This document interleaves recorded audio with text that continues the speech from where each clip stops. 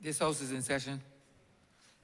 Minutes of the meeting held on Tuesday, 19th April 2022 and Tuesday, 26th April 2022 to be confirmed. Honourable Leader, Government Business. Thank you, Mr. Speaker. I beg to move that the aforesaid minutes be confirmed. The question is that the aforementioned minutes be confirmed. All those in favor, please say aye. All those against, please say no. We think the ayes have it.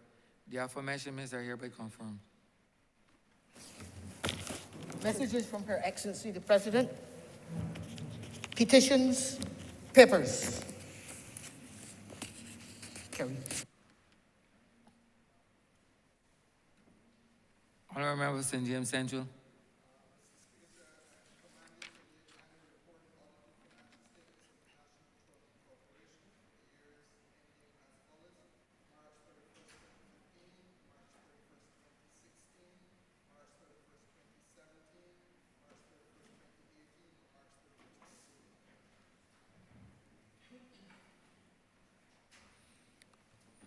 Honourable Member for St. Joseph.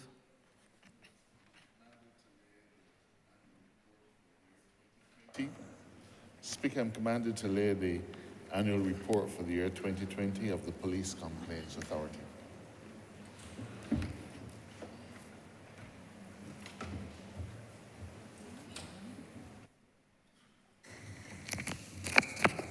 Government notices. Honourable Leader, Government Business.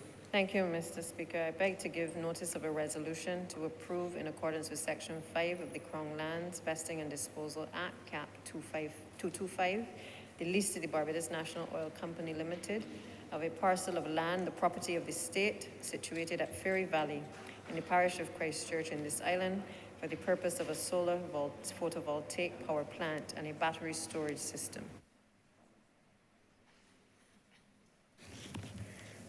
Private members' notices.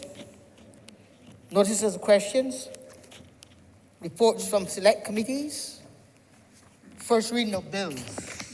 Honourable Leader, Government Business. Mr. Speaker, I beg to move the first reading of the Airport Service Charge Bill 2022. Question is that the aforementioned bill be read the first time. All those honourable members in favour, please say aye. Those against, please say no. We think the ayes have it. Statements by ministers. Congratulatory and obituary speeches.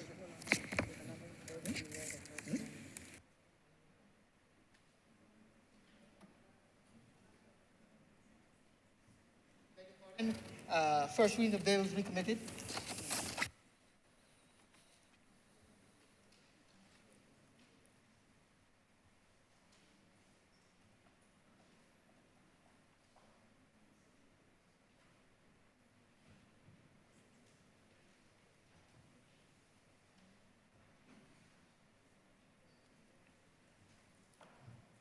Honourable Member for St. Philip South.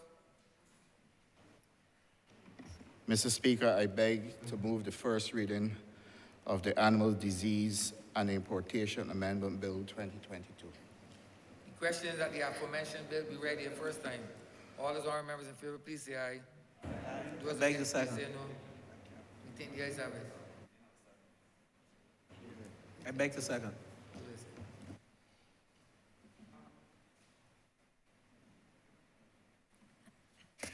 Statements by ministers. Congratulatory and obituary speeches. Personal explanations. Motions for leave of absence. Oral replies to questions. Notice of motions for adjournment of the House on matters of urgent public importance. Orders of the day. Honourable Leader, Government Business. Thank you, Mr. Speaker. I beg to move the suspension of standing orders 6, 16, 18, 20, 42, subsection 5, 43, and 44 for the remainder of today's sitting. The question is that the aforementioned standing orders be suspended for the remainder of the day's sitting. All those honourable members in favour, please say aye. Those against, please say no. We think the ayes have it. The aforementioned standing orders are hereby suspended for the remainder of the day's sitting.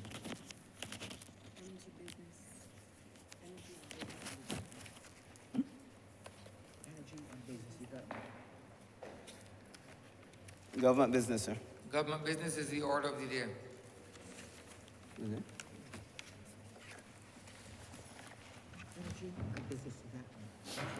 Honourable member for St. James Central. Mr. Speaker, sir, Hold a minute, sir.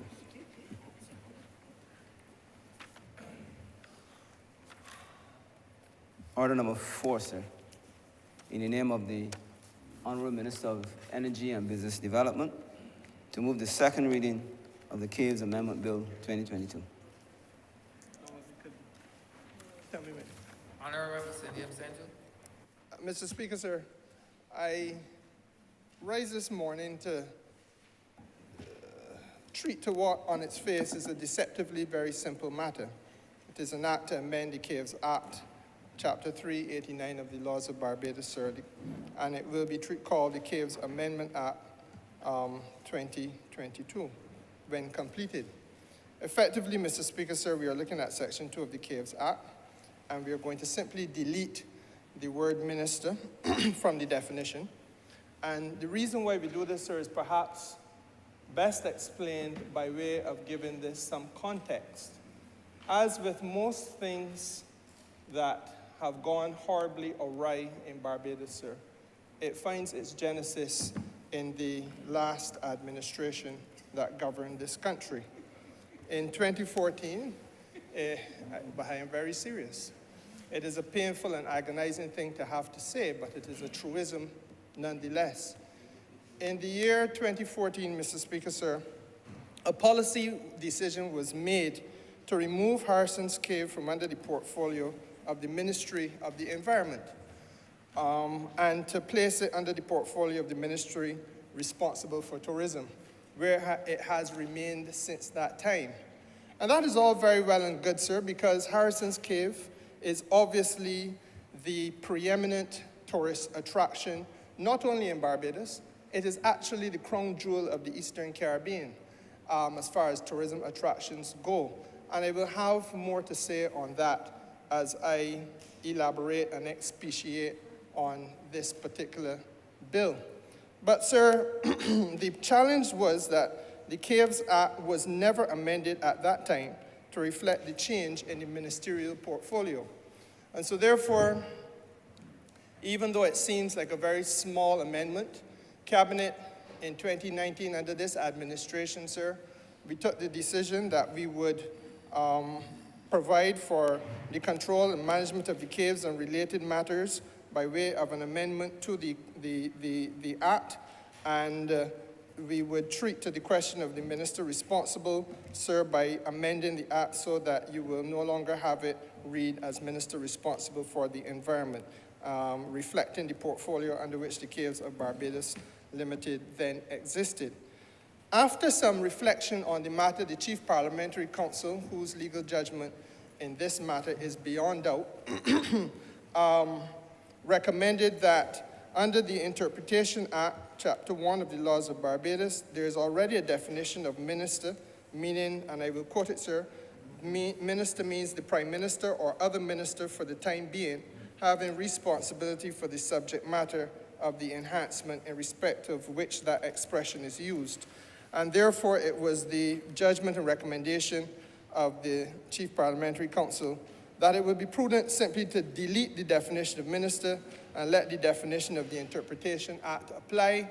And that is what brings us here, sir, so that we do not have, with the changing of government or the changing of the mind of a prime minister from time to time, and that person who holds the office of prime minister exercising their purview to allocate portfolios as they choose, because any portfolio is the gift of he or she who governs, that you would not have to constantly come back and amend the Act if it falls no longer with tourism but fell somewhere else. You would have to go through this exercise again. So that is the reason why we have made this simple amendment by deletion of the definition of minister. Now, it would be easy, sir, for those of us who are uninitiated to say, there endeth the morning's lesson, thanks be to God, and I take my seat. But, sir, I have been around this place long enough now to know that precisely because we are treating to the pearl in the crown of tourism enterprises in this country. Precisely because, sir, it was a Labour Party administration in the first place that had the foresight to lead the charge of not only modernization, which we also did, but, sir, to create this very special heritage tourism product. And, Mr. Speaker, sir, precisely because it has attracted tremendous community and parochial interest in the parish and in the constituency of St. Thomas, where it resides, and, sir, by extension, because of the fact that it has been a major pillar of economic activity as tourism products can go, sought after by every cruise ship coming to this country. It is the first experience sought after by long-stay visitors in Barbados, Mr. Speaker, sir. For all of those very good reasons, I think it is important for me to expatiate a little bit on the issue of where we are with regard to the much publicized Chukka investment at Harrison's Cave. Now, let me also start by saying that it is always worthwhile to remind those who are inclined to quickly forget or inclined for their own narrow political purposes to misrepresent that which this government has done. I want to make it abundantly clear that this government still retains and will continue to retain ownership of Harrison's Cave. Chukka Caribbean Limited was invited after a public tender process to participate in this economy and to make investment in Harrison's Cave by way of product enhancement, Mr. Speaker, sir, attraction management, Mr. Speaker, sir, improving the heritage tourism product of the country, Mr. Speaker, sir, and to help us drive commercial revenue. That is the reason why we went out by way of public tender, and that tender, sir, was participated in by a slew of Barbadian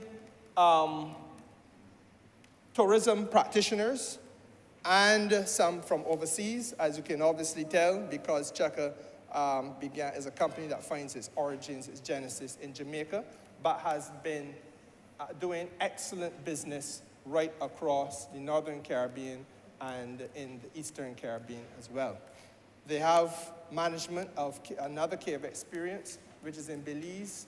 They are in charge of, I think it is Dunn's River Falls in Jamaica. There are a number of them.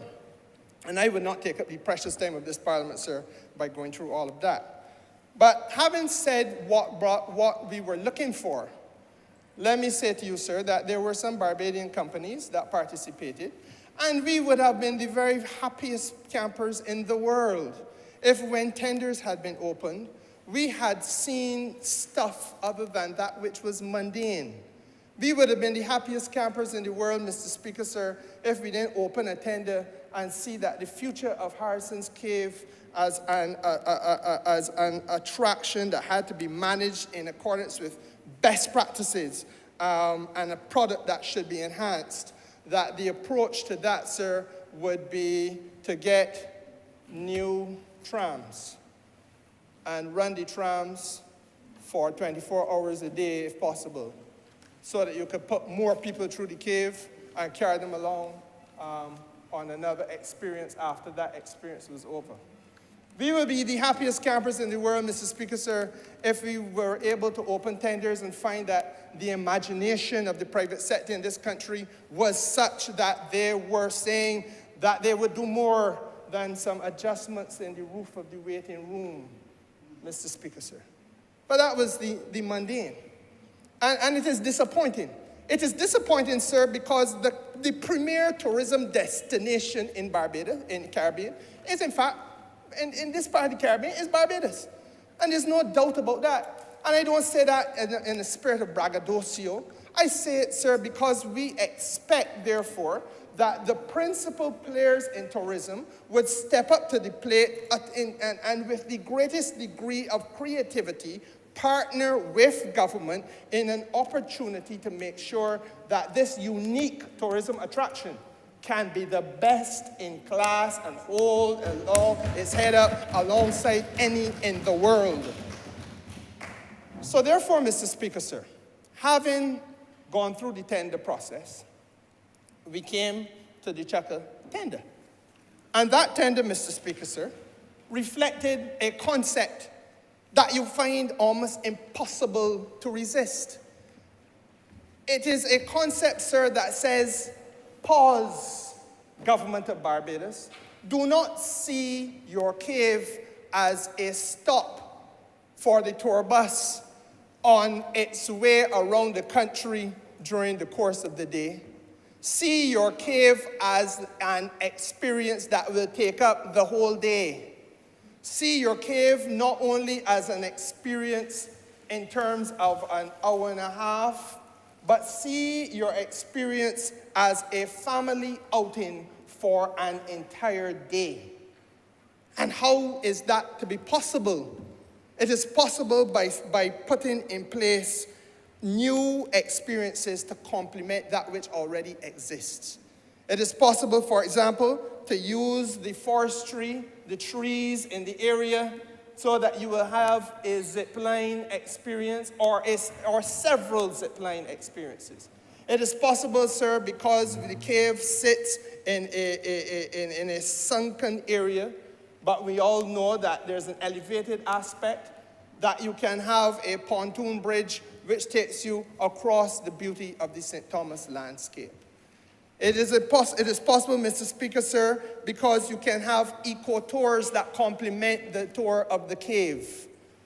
It is possible, Mr. Speaker, sir, because of the fact that you can make sure that the family has an outing and things for the little children to do to keep them occupied all day long, such as obstacle courses to accommodate them, sir, as well as the zipline experience. It is possible, sir, because it can be a learning experience even as it is an adventure experience. And therefore, you have interaction, live interaction with the green monkeys, and you learn about that part of this country's ecological development. An aviary experience, again, learning about the country's development. Mr. Speaker, sir, it is possible because while there would be tour guides or assistants to look after the children as they're doing all of these things, mommy and daddy or grand and granddad can take a little bit of rest and spend the day doing something that they had a chance to do. To sit side by side at an infinity pool and hold hands under a cabana, if you please. To have a restaurant that works and functions from morning until night. Not that you got to rush and get your food quick before it shut at 3:30, 4 o'clock for the people to go along home, Mr. Speaker, sir. That was the reality of what Harrison's Cave was. And the challenge that we had was that there was an a government then, with a blinkered and unimaginative view of that which the best tourism product in the Caribbean could offer to the people, not only of Barbados, but the visitors to the shores of this region.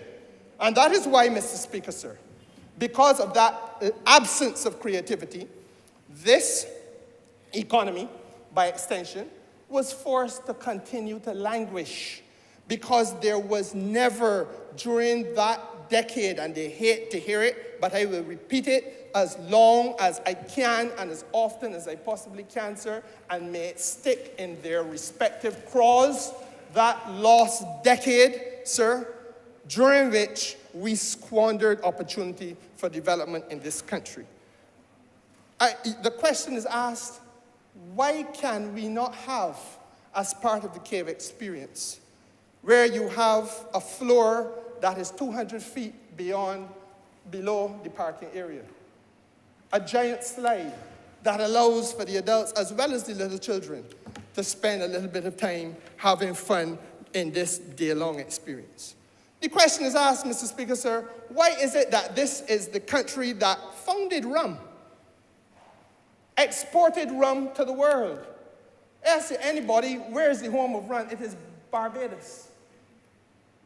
Mount Gay, Mr. Speaker, sir, will have an experience. Again, an opportunity for those who visit this country, not only to learn about mixology, but to learn about the history of the major product that this country has produced.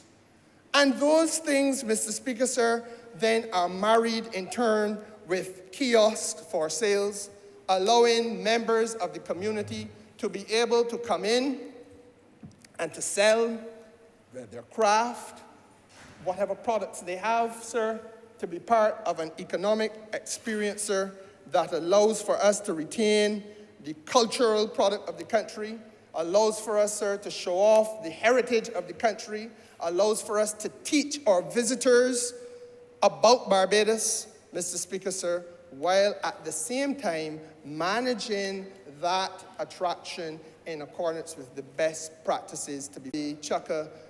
The decision behind settling with Chukka was. And I invite any Barbadian, loyal and true, to tell me that that cave in the land of our birth is not worthy of that approach to being managed. That the cave, that in the way that I just described it, sir, is not deserving of that level of attention, that level of reinvestment, and that approach, sir, to future management and future activities.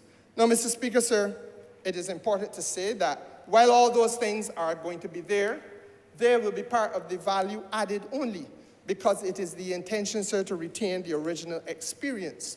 As I said, that experience stood on its own as being best in class.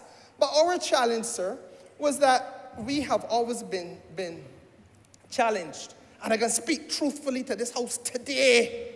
I'm going to speak candidly with this chamber today as a minister with responsibility, oversight responsibility for the productive sector must.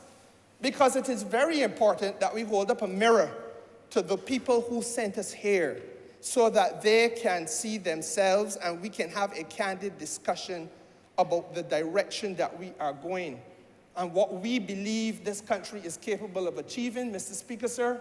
But at the same time, what are the impediments that stand in our way? And more importantly, we must do in this parliament that which all previous parliaments failed to do. And that is to speak to the people of Barbados about how we are going to remove those impediments without fear and without favor. And those impediments without fear and without favor. And there will be those who will be angry about that which has to be said, I have no doubt, because they want to defend positions that they have had and enjoyed for not only decades, in some cases hundreds of years. But equally, Mr. Speaker, sir, we have to be candid with each other about what is necessary for us to remain competitive and where we have to go. And we cannot, Mr. Speaker, sir, take the next steps that we have to take without beginning a discussion about how we treat to the issue of commercial revenue. In this particular context, sir, the Cave of Barbados, more generally, commercial revenue at attractions and installations in this country that serve a touristic purpose. Now, Mr. Speaker, sir, that for some people is a bad word. Let me start by saying that some of the new activities that I just talked about, I believe, and I obviously am no longer the minister, but I believe, sir, that some of those activities will probably begin to be available to the public from as early as next month. And I'm heartened by that. And as the thinking is that as you continue the experiences, and you're going to bring on stream more and more of the experiences which complement, as I said, lend additional value added to that which the cave was, and that once again, we will have an exciting experience and adventure, an attraction that people will not say, oh, I went there already. I sit down in the tram when the lights went off. I kissed my girlfriend. I think, why down with that there, man? Well, you see, same thing all the time. There has to be more. And you have to find ways, Mr. Speaker, sir, of creatively lending that additional value. It has to be a place, sir, where our young people now will go and take pictures of the activities they're participating in and generate via Instagram user content so that they, in turn, as they post it and send it to the friends all around the world, are marketing for us and for the cave, sir, in a way that we could never have done and could not and did not do because we had the technology. And even when we had the technology, we did not choose to master the technology 10, 15, and 20 years and more ago, Mr. Speaker, sir. And again, it takes us back to this bedeviling question of commercial revenue. We have, as I said, the preeminent attraction in the Eastern Caribbean.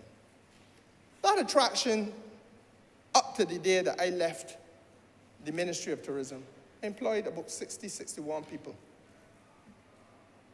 That's what the Cape employed. Now, it's impossible for me to understand why it is that the major attraction in Barbados could not be built out in such a way that you are lending more and more to what it is about and to what the experiences are that it offers, so that it becomes a fulcrum for more people to be required to report to work. That more of our constituents, the Honourable Member for St. Thomas, I share a border with her, and so therefore let me speak about the people in St. James Central. The Honourable Member for St. Joseph shares a border with her, the people from St. Joseph, Mr. Speaker, sir. The Honourable Member for St. John shares a border. Mr. Speaker, why is it that there are not more, and we were not doing more to get more Barbadians work at this preeminent tourism attraction? Because we became content that you have people coming off the tour boat, the cruise ship, and that they're going to go to the Cave anyhow. And that come what may, even if it's their third or fourth trip to Barbados, they can still go to the Cave because for some strange reason, we have convinced ourselves that you don't have to improve on nothing, you don't have to improve and expand the experience. People can just keep going there. And that is an exercise in folly. Because unless you continue to refine your product, it is an elementary proposition that you're going to start to lose your competitive edge. And you will lose your competitive advantage. Because there's always somebody out there who is looking to do better than what they're doing now, and they have an eye on you because they want to eat your lunch. Don't let us fool ourselves that nobody else in the Caribbean wants to be able to say, stand in the parliament of their country and beat their chest and say, in my land, there is the preeminent tourism attraction in the Caribbean. Let us not fool ourselves into believing that that is the case, Mr. Speaker, sir. Because that would be an act of sublime folly and political suicide. And so therefore, sir, that is where we failed. And how do we correct this problem of commercial revenue? We correct the problem of commercial revenue, Mr. Speaker, sir, because there has to be, as I said, part that value added must be exercises which bring more money, more revenue. When you go into the Cave, whether you choose to charge upfront or whether you choose, Mr. Speaker, sir, to charge per ride or per experience, you are finding a way of having a variety of things that are new, that are going to be able to justify a man putting his hand in his pocket and saying, I can pay for that. Anybody, and I'm speaking out language to this country that they like, because if you use the Caribbean, people just turn the face, the skin up the face and things and so on. That's unfortunate. It's part of our culture. It's one of the things I hope and pray that when I'm done with this or this done with me, that it would have come to an end, but it is a reality now. So let us speak about what Barbadians like. They like to get on an airplane and go to Biden's land, formerly Trump's land, and find themselves lost way in Orlando at Disney World. So they understand that when you get to the gate of Disney World with the little children in tow, the man at the gate dressed up in a hat that looked like Mickey Mouse is going to tell you that to come in, you're paying $100 per person. And that there's a special rate for the little children, and it's $95 or $90 a day. And you don't get vexed. You're going in and you're going to pay. And at every station along the way, there's going to be an opportunity to take some little picture of the experience that you know come off. You come off a roller coaster, the first thing the little children say, Daddy, I want to do that day again. And before you can get out of the exit place where the roller coaster comes to an end, you got to pass through an area that is carefully set up. All of the t-shirts for sale. Show me where in Barbados there's a Barbadian wearing a Harrison's Cave t-shirt today. In whose wardrobe does it exist, Mr. Speaker? It exists in nobody's wardrobe because there was an absence in all of the boards of directors at the cave, an absence of an inclination to go after commercial revenue. Show me, Mr. Speaker, sir, the green monkey teddy bear that somebody went to the cave and put in the little child's hand and carried home as a souvenir. You know what about the green monkey teddy bear, sir? It don't exist. Even though we have in your constituency and in mine, and in that of the Honourable Member of St. Thomas, people who could create that, but we didn't see it possible of creating the economic linkages to go to the people who are capable of doing that craft work and saying, stock the shelves here because this can fly off the shelf. And you position it strategically after you come up the cave so that the little children got something that they want to carry along with them. After paying, of course. And Mr. Speaker, sir, show me the pictures. How many times has the Honourable Member for St. Philip, how many times has the Honourable Member for St. Philip South, sir, gone to Harrison's Cave? I don't know. But the Honourable Member might be able to tell us whether she has ever been able to come along with a picture of the experience. How many times the Honourable Member of St. Andrew gone to Harrison's Cave? Have you ever come home with a picture of that experience? And none of us have, Mr. Speaker, sir. And again, that is part of the commercial revenue. That you want to create opportunities that when the little children come out and they say, that was fantastic, mommy. That was wonderful, daddy. They got a little picture there. And they will compel their parents because it meant so much to them to put their hand a little deeper in the pocket and pay that 20 US for that family photo that was taken while you were in the cave. Because it is a real life experience. Nobody didn't pose for that photo as you went through the ballroom. You know the ballroom, Mr. Speaker, sir? You must have remembered the ballroom from the cave. You go through the ballroom, or you're going to any other compartment of that cave, sir, and the camera takes that picture while you are not looking. You are focusing on the chandelier. You are focusing on the stalactites, that work of art hanging from the ceiling. The stalagmites that take hundreds of years to reach all the way up the wall. Mr. Speaker, sir, when you are marveling in awe and you least expect it, the camera is recording you and your interaction with your family, and that is what people are being invited to pay money for. It is part of the commercial revenue. But if the truth has to be told, sir, don't let us only blame those people who have run Harrison's Cave. This is part of the cultural failure in this country. And that is why I begin by expressing then, as I have expressed as Minister of Tourism, and I express again that there is a concern that we have to have about how our private sector approaches these matters. Because, Mr. Speaker, sir, if you go in the airport, for example, you will find that the hardest thing to have created in Barbados was a mall feeling in the Grantley Adams International Airport. It is as though it is the most difficult thing for us to use the creativity of our people, for them to be selling those things, sir, that they create, those things, sir, that they make, those things that they bake, those things, Mr. Speaker, sir, those beverages that they have. Whenever we have taken the step of bringing the working class of Barbados to the table and allowing them to unleash their potential in these spaces, you get a transformational change. But the reason why we have remained virtually frozen in time is because we have contented ourselves of getting off of American Airlines or British Airways and walking through a mall experience in somebody else's country and spending money in somebody else's country in that airport mall experience. But it ain't happen in Barbados because we ain't ready for that yet.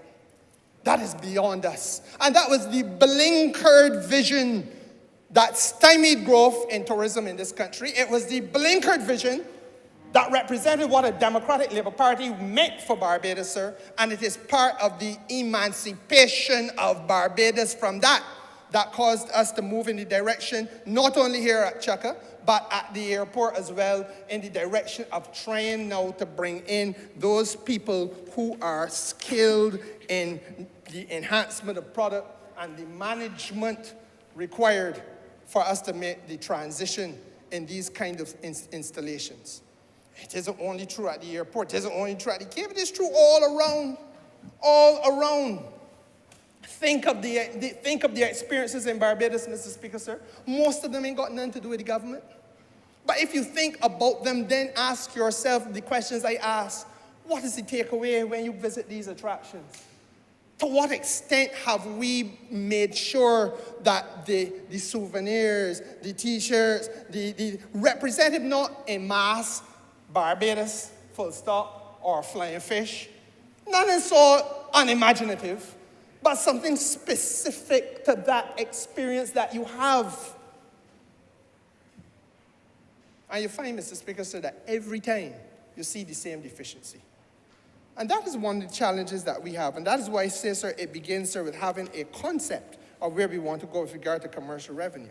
Now, beyond that, I make the point that the cave would have employed 60-odd people in its original incarnation. And I feel, sir, that it should be self-evident as a proposition that if I now have a green monkey interaction, I need to have some people who are going to manage that interaction. And in as much as before you didn't have the green monkeys, then the management of the interaction requires some human beings who can get a little bit of work there though.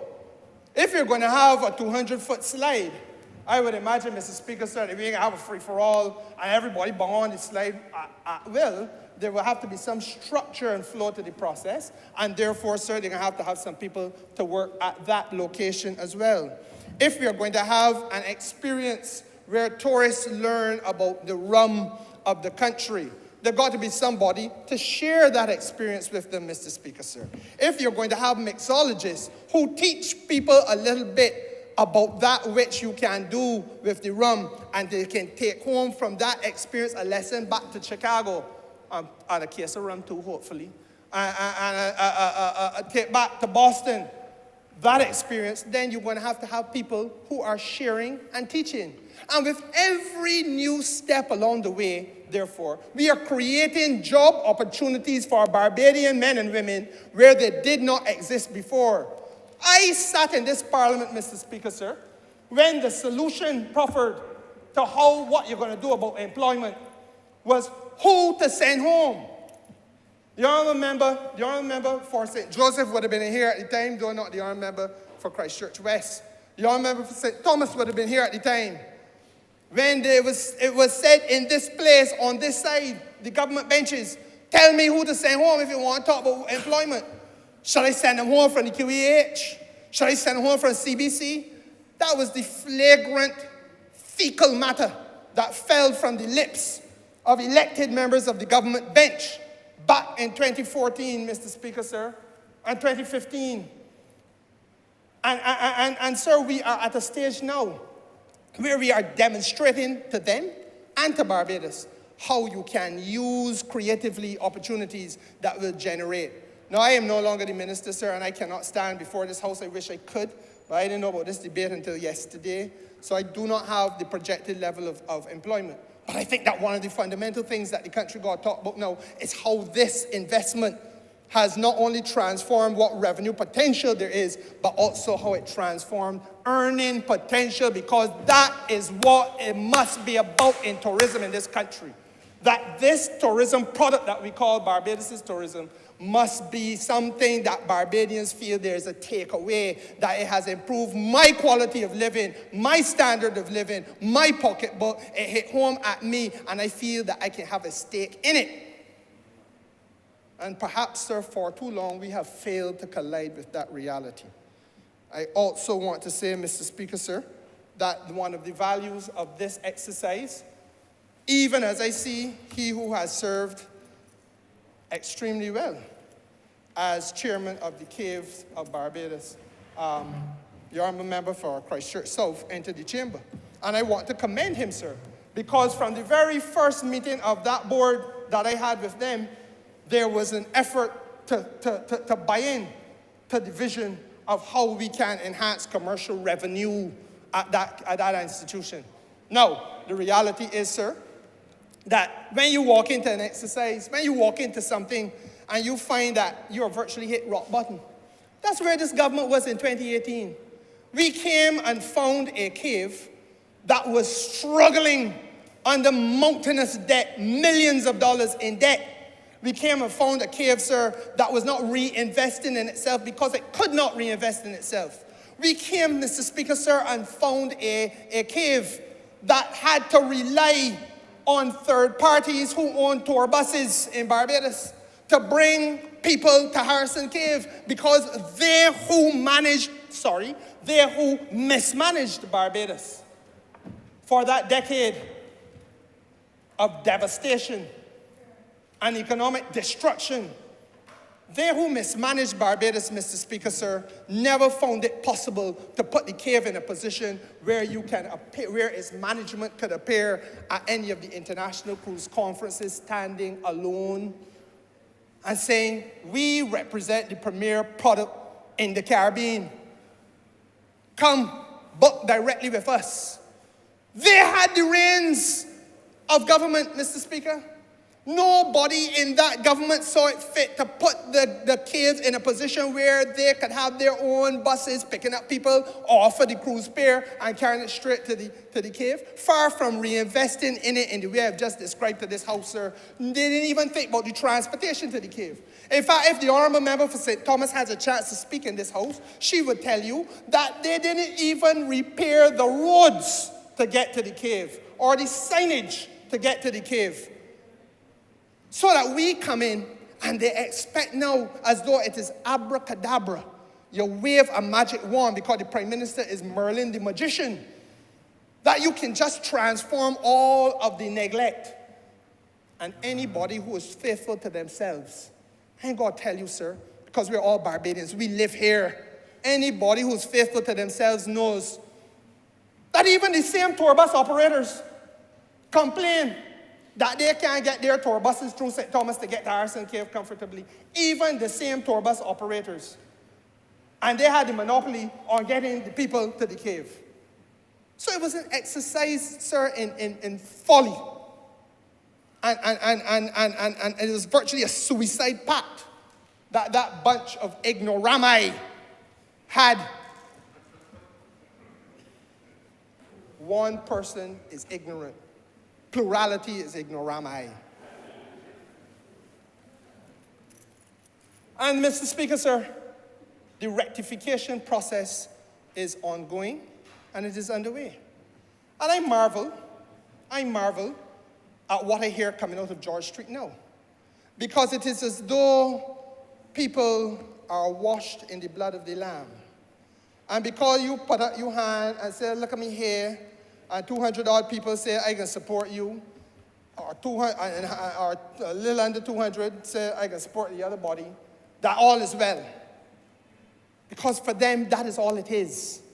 There's no developmental plan in there, and there's nothing felt out here by way of a developmental impulse that comes from in that court, Mr. Speaker. But they're the first to find fault and to criticize, even though there's a deficit on their part in terms of constructive argument and engagement.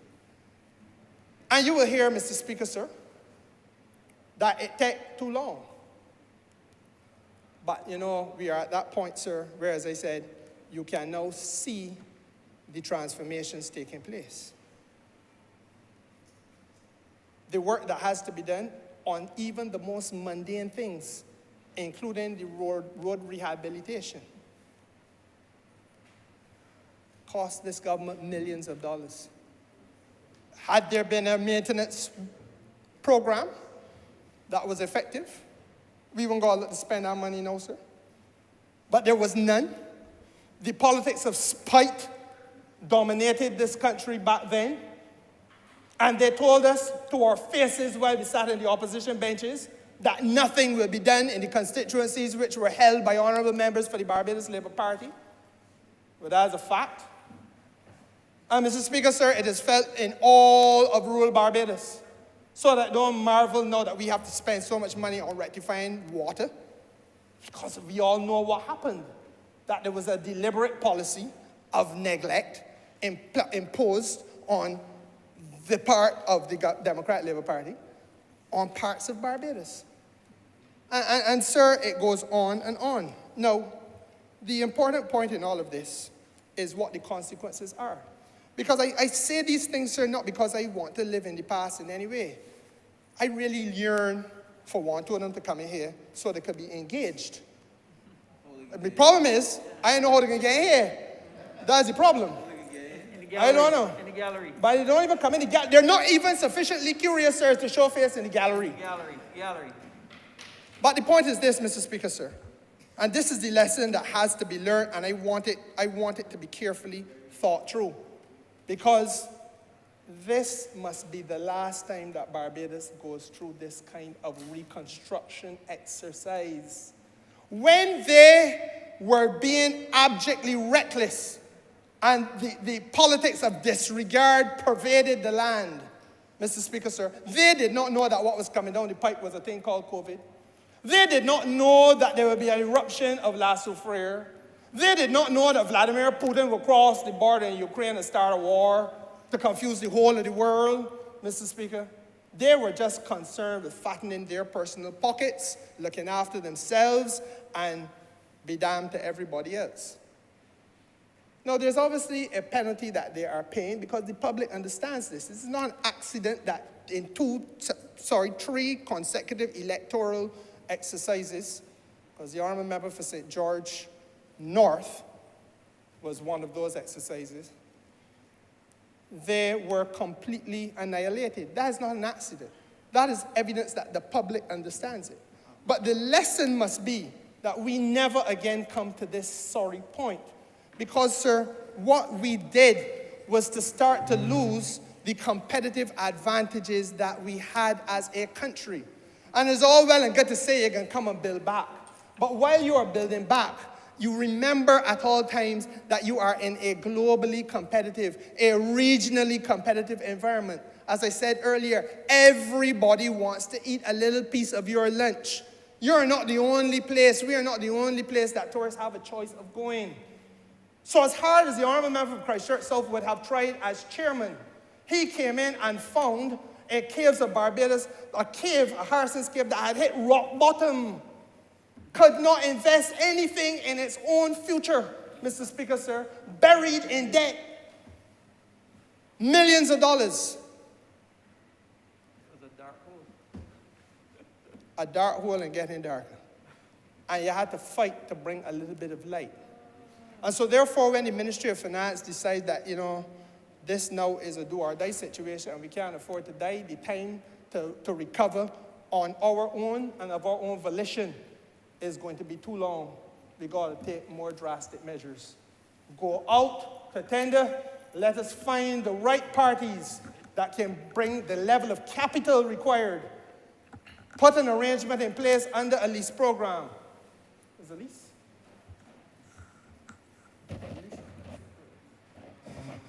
Contractual arrangement to manage the cave. A management contract. And let us move forward. And that is what this is. Now, Mr. Speaker, sir, the competitive advantage, because I want to spend some time on that. In every country of the Caribbean, while we were busily playing twiddly-dee and twiddly-dum and wasting time, the countries of the Caribbean have been advancing their tourism product, the well-being of their tourism product. You don't have to drill down too deep to see it, Mr. Speaker, sir. All of them, bar none, have been trying to get their hand on an international airport. All of them, bar none.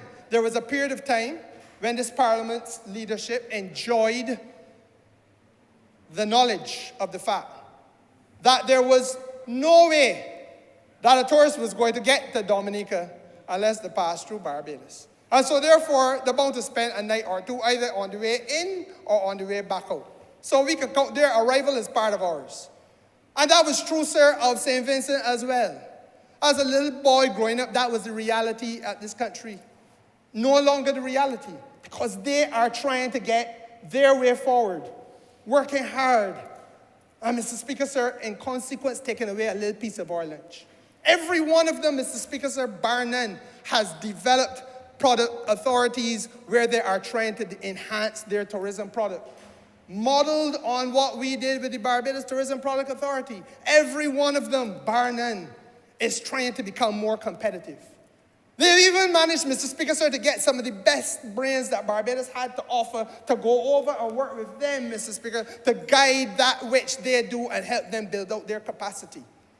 Meanwhile, we chose under the last administration to rest on our laurels. And the premier tourism product in the country and in the Caribbean suffered immensely as a result of it.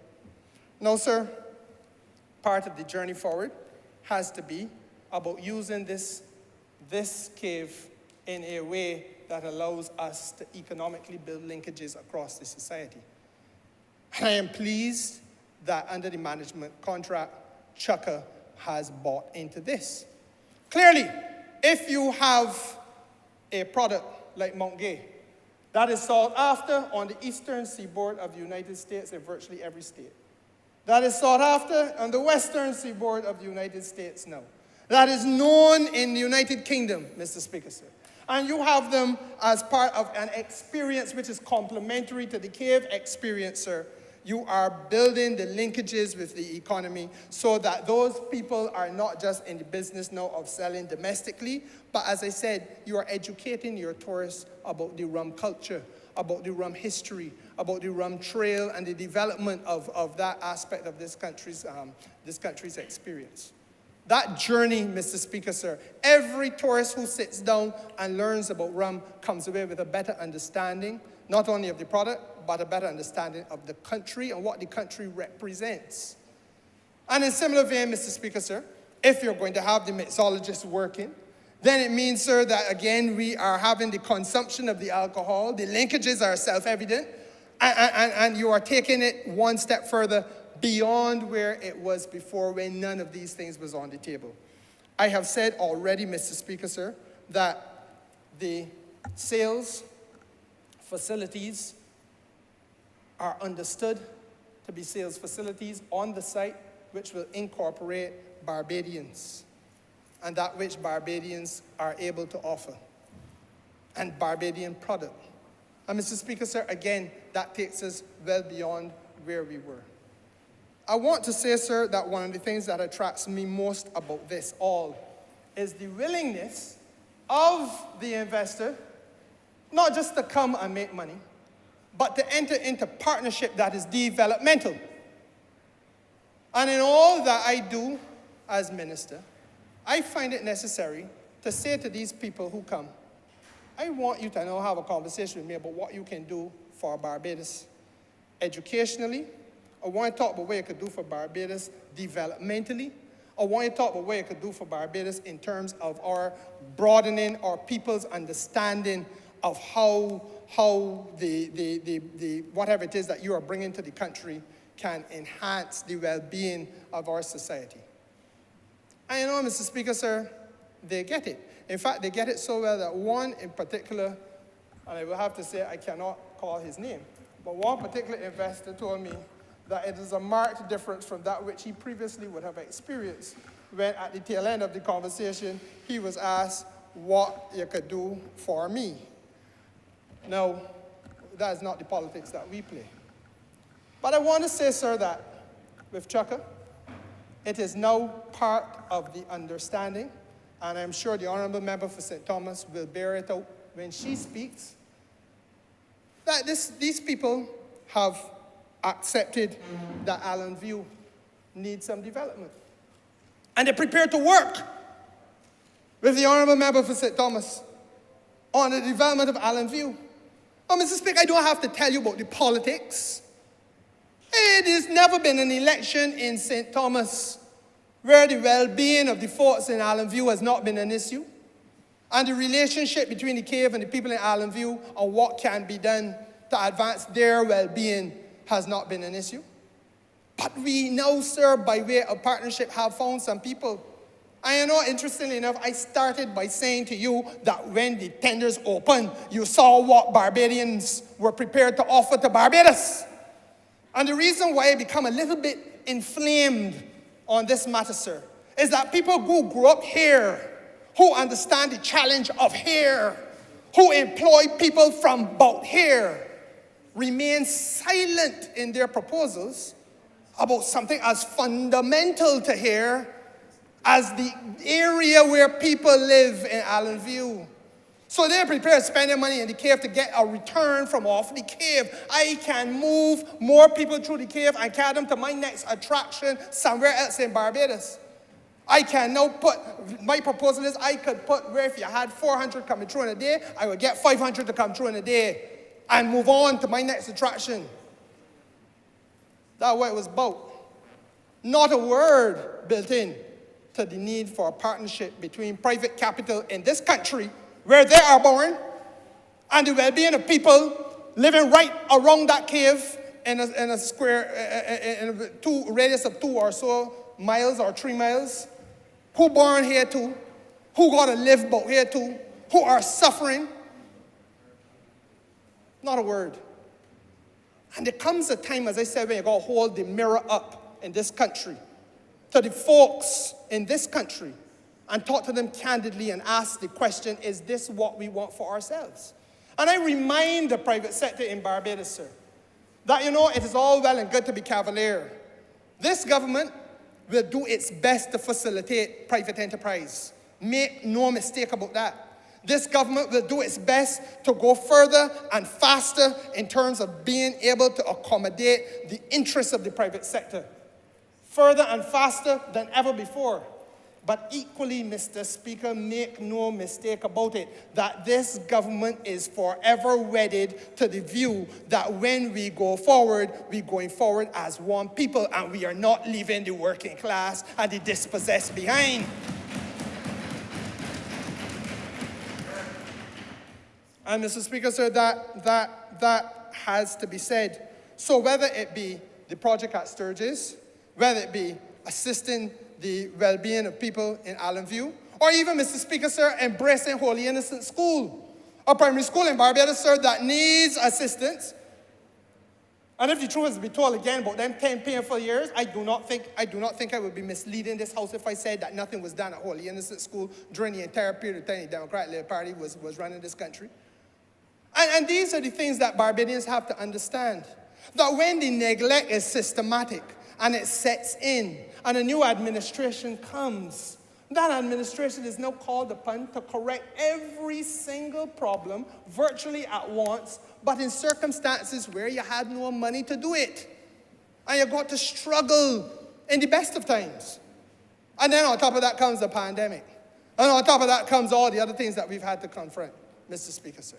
So then you have to find creative ways of building partnership with private enterprise so that the things that need to be done in order to carry along the people, in this case the little children, can be done, sir. And I believe candidly, that this approach, which has been taken by Chukka Barbados, is reflective of a desire on their part to have not only partnership, but to have this country see the best in class in terms of what tourism attractions can have to offer. Indisputably,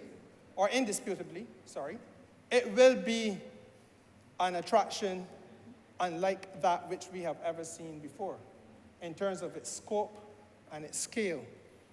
As I said, this is no longer about passing through the cave on the way to the next 2 or 3 stops along the tour. And that worked for some people, sir. It is a business model. And I want to be very candid with you because perhaps I need to spell it out because everybody didn't serve in the tourism industry. So you need to understand the business model. It is a very interesting business model. Because if I own 90% of the tour buses in Barbados, I move in 90% or thereabouts of the people who getting off the cruise ship.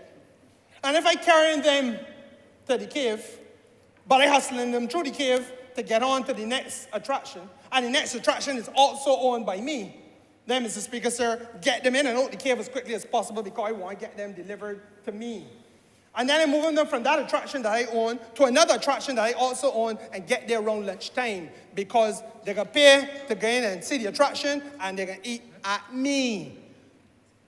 That's the business model. But that business model works if you are living in an economy where there is a minority, almost like an oligarchy, that will control everything, and that the rest are quite content to have a few crumbs drop off the side of the table. And thank you for that. No, I have, Mr. Speaker, no intention today on reflecting any further on that business model. I came to this Parliament when I was tourism minister and pointed out to this country that there were 300 or more taxi drivers in Bridgetown who controlled less than 5% of the business coming off of cruise ships. And as far as I am concerned, that is a fundamental flaw that got to fix. It might not fix today, but it got to be fixed. Because I understand, sir, that poverty anywhere one day becomes a threat to prosperity everywhere. And you can't continue to take the people for granted in these matters. Because increasingly they open their eyes and they see what is happening and they ask, why can I not go there too? So it is a credit to this government, though those who sit in George Street will never part lips to say this, but it must be said. It is a credit to this government that today, if you have an international cruise conference, there are Barbadian taxi drivers who go into that conference to participate and to sell their services directly to the cruise ship.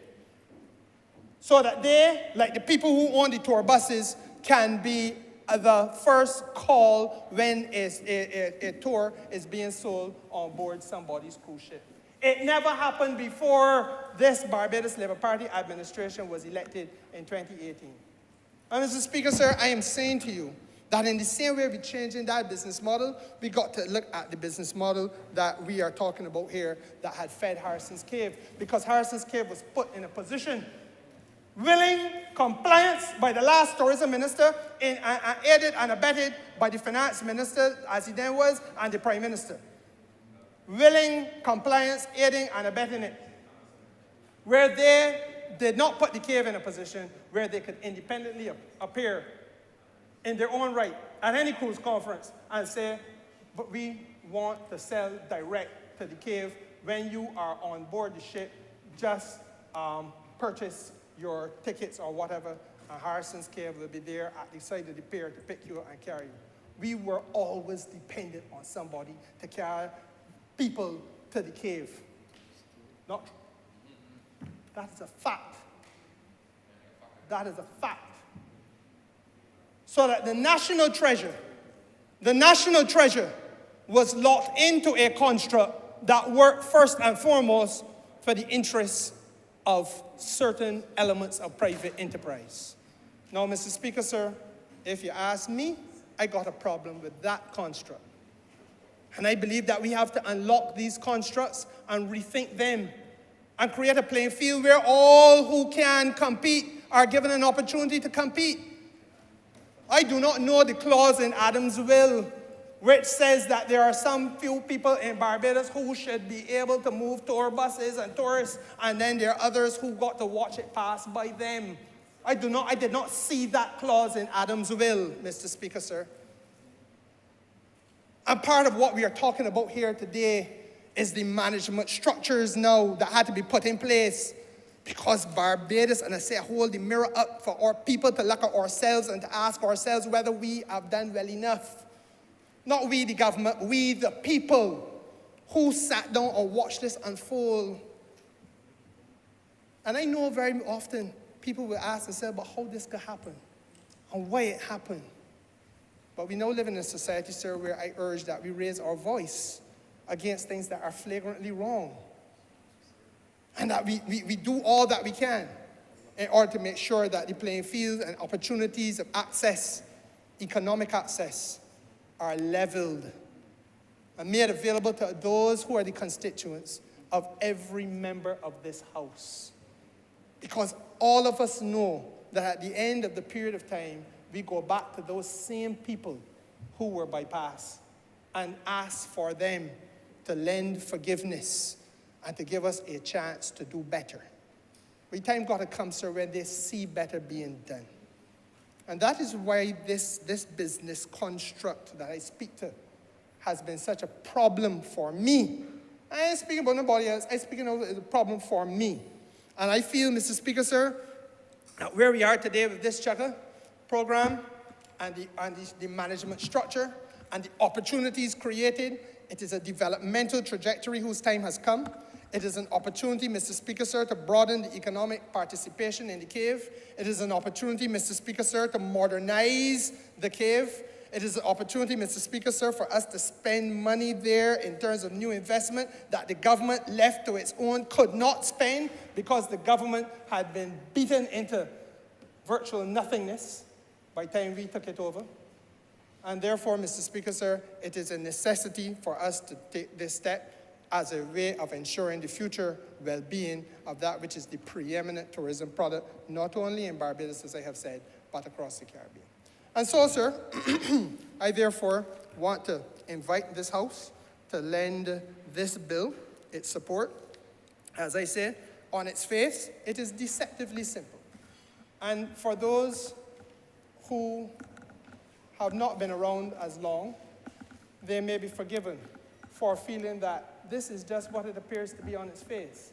You delete the word minister, and you have a different interpretation to the question of control and management of caves in Barbados and related matters, and the story ends there. However, sir, there is an undercurrent, and there are underlying issues of economic development, issues of economic enfranchisement, issues of empowerment of our people, and I would not know how. Frankly, sir, I would not know how to treat to this matter without also addressing those issues as I have done. I am obliged to you, Mr. Speaker.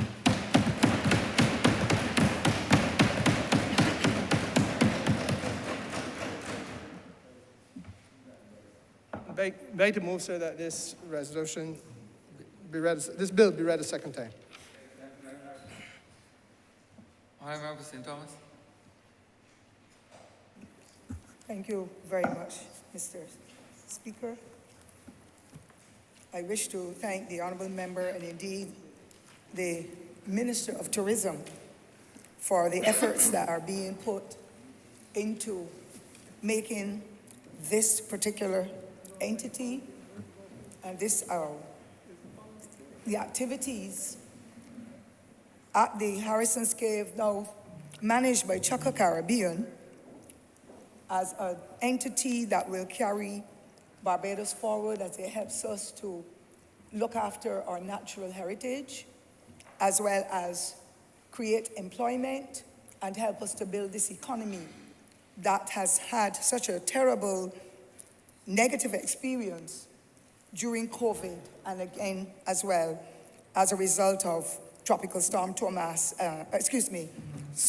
Storm Elsa, as well as the freak storm that we had, the ash, all of that. I want, sir, to lend my support to the amendment to the Caves Act and to indicate that I am now feeling so much better about what has taken place with the cave and how the residents of Allen View and Wexford Hall, as well as the surrounding communities by extension, are feeling about the engagement that never happened before in the way that we should have wanted it to take place. And therefore, it is a plus for us because when we are looking at infrastructural development, we also must look at the human component and how locals and others are engaged in activities of that nature that will help to empower them and their families. And so today, I take my hat off to what this government is doing in respect of the cave and the Chukka Caribbean project, that has really rekindled the spirits of the residents, in particular of Allen View, who always felt dejected, whether it would have been in the Barbados Labour Party's government, as well as in the administration that was there before us. And so today, I want to really indicate to the people of Barbados the joy and happiness that I feel in having engagements with the residents and also with the Chukka team that is in the island as of this week again, to be able to go forward with the foundation and the engagement of the residents so that they too can feel that they own a part of that state in Harrison's Cave and that particular project. And I want to thank all engaged for the role that they have been playing. As all of us are aware, Mr. Speaker, Allen View was declared an environmental protection zone sometime in the early 2000s, early in this millennium. And the residents were made aware of some of the challenges, but sad to say, many of them do not quite feel that they were a part of any engagement in the way that they should have been because of knowledge of what was taking place in the cave and their detachment from it, since there are knowledgeable people in there who were overlooked for employment at the point in time when the cave was really flourishing. Today, sir, I am proud to say the residents of Allen View are feeling recognized and are being engaged in a meaningful way. And you know me very well, Mr. Speaker, that were it not what I expected or what I recommended and worked with them on, that I will be the first one to criticize them privately as well as publicly. And I take my hat off to Chukka and the team because of the human resource component that they bring to the engagement of that project as well as the residents surrounding those environs. I say hats off to them.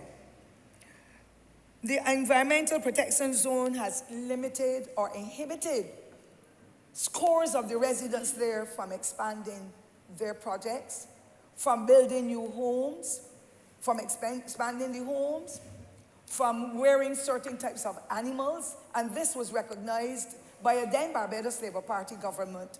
And even the lady who was rearing her pigs and all that, she was relocated to St. Lucie because that cave is, for us, the 8th wonder of the world. And we must put every measure in place, environmentally and otherwise, to protect what we have been given in this God-given aspect of things. And so the stalagmites and the stalactites were beginning to become discolored because of the agricultural projects that were always a part of the life of the village for generations, for centuries. And so it has created some fallout because of lack of further explanations to them, even before my time, as well as what has been happening with them over the past perhaps 15 to 20 years that they were extremely concerned about, and they still have some concerns. And so today, Mr. Speaker, they were also not able to do the agricultural lots, as I said, using certain manures, rearing certain kinds of animals, and so on, and that would have impacted on their livelihoods because St. Thomas generally is an agricultural environment where people have to raise their chickens, their pigs, and sheep and so to be able to feed their families and to expand and improve their quality of life. And so that has been a very slow point. But I am proud today because they would have sacrificed so many years, probably 40 years of challenges, that I am proud to say today, Mr. Speaker, having done all of that, this government has determined that those who have land that is lying fallow because they cannot build the houses, it is their land, they have been paying land tax, but they cannot build or expand. Those persons who cannot build on those spots have been given some assurance that the spots at 40 acre will be made available for them. I think there are just over 40 spots at 40 acre that I have been assured the residents of Allen View will be able to relocate in order for those who would be on the dome of the cave, as well as those who cannot build at all. And for me, that is one of the most fundamental things that can happen to those residents, because you're talking just about 4 or 5 miles away from Allen View, where they will still be close. And I must tell you, Mr. Speaker, Allen View is one of those traditional villages in Barbados where the family linkages reach for many generations. Nearly every family in Allen View, every individual in Allen View is related to the other. So the Blackmans and the Johnsons and the Stewarts and the Connells and the Archers. One is as a matter of fact, Mr. Speaker, sir, I attended Holy Innocent School with many of them. And when you touch one fella in Allen View, you touch all. And therefore, I know of the cohesiveness of the families in Allen View and how they suffered, and indeed one or two of them would have benefited because of the employment that they would have received at the cave. But they made the sacrifice, and today I am glad that efforts are being made for them not to have to pay land tax anymore, because they can't occupy the land in any way, as well as the 40 or so house spots that have been offered to them. Now, their situation became worse at the change of government in 2008, where this Barbados Labour Party had designed a package to refurbish Harrison's Cave. And Harrison's Cave was at the point of conclusion with the upgrades when the government changed. And for years, absolutely nothing happened at the cave. And when something did happen, Mr. Speaker, all kinds of families and friends from all over Barbados were invited, and not a single person for Allen View. I was invited, and I felt as though I would cry, and I did express my dismay and my anger at residents of Allen View who sacrificed, changing their whole lifestyles and everything after so many generations. None was invited when that honourable minister at that time from Christchurch East would have been the Minister of Environment. And it has pained them even more than ever at the way that they were treated, having been in there trying to help to promote and to share whatever they could in helping Barbados with this 8th wonder of the world, as we term it. Indeed, the pedestrianization of the road is what added to the cave, but with numbers that were lessening, it did not really impact on anyone. And the pedestrianization project, sir, started by Holy Innocent School, our village school, where I was raised under the tutelage of none other, and I did ask your permission, sir, but please allow me, of none other than the great late Lester Sinclair Vaughan, SCM, one of the most profound headmasters, and we call them principals now, ever to be on this earth. And so it started from Holy Innocent School and wove its way all through to Allen View, with the adjustments of the roads and the handrails and whatever being placed, as well as the sidewalks, so that visitors to the island come into the cave and those environs of Wetchmahal Gully and so on, that they could exit the vehicles, whether it be a bus, a taxi, or whatever, and walk through the village to engage the residents and those shopkeepers and others who worked or served or lived in that environment. And it never, ever, Mr. Speaker, developed any interest at all. Because there was a plan from the past that land would have been acquired, and from the time you get to the entrance of Allen View to take you to Harrison's Cave, kiosks would have been placed there so that the visitors and others could purchase items that would have been made or designed or prepared by the residents of Allen View, so that they will be able to become an integral part of the economy for their vending and whatever else roles that they will play. It never materialized. But there are plans, Mr. Speaker, as a result of meeting with the Chaka Caribbean team, and they are looking in a very serious way at how that project can happen now that the changes and the plans have been made. So the pedestrianization was a great idea. It improved the quality of the road and all that in Wetchmahal, but unfortunately, it did not have the impact where the economy and where the locals would have been able to raise any funds to help themselves. I also know, Mr. Speaker, sir, that geotechnical survey would have been done, because we want to make sure that Harrison's Cave and that dome where people will celebrate and they will meet and take their photographs and have their meals and all that, that we wanted to make sure that that geotechnical survey has been completed. It has started. I understand from the Honourable Minister in the other place that the plans are coming shortly. As a matter of fact, we meet in a few days. I think it's on Friday, Thursday or Friday, to be able to discuss where we are at and what are the findings, because we believe in that hallmark of safety for everyone, whether in the cave or on top of the cave or wherever we are in Barbados. Safety is a priority. And so we will be able to soon have the revelation of the outcome of that, that particular project. Mr. Speaker, sir, that Eco Adventure Park concept is fantastic.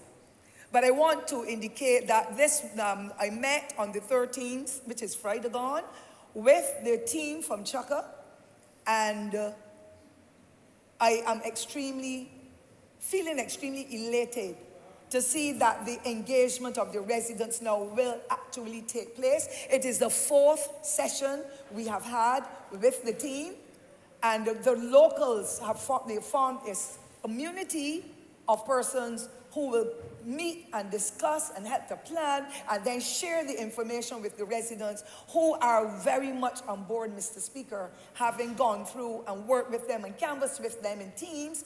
We are now satisfied that representatives from the village sit on that special committee that meet with Chukka. It has never happened before, as far as I am aware, with what would have been the Harrison's Cave under under our government.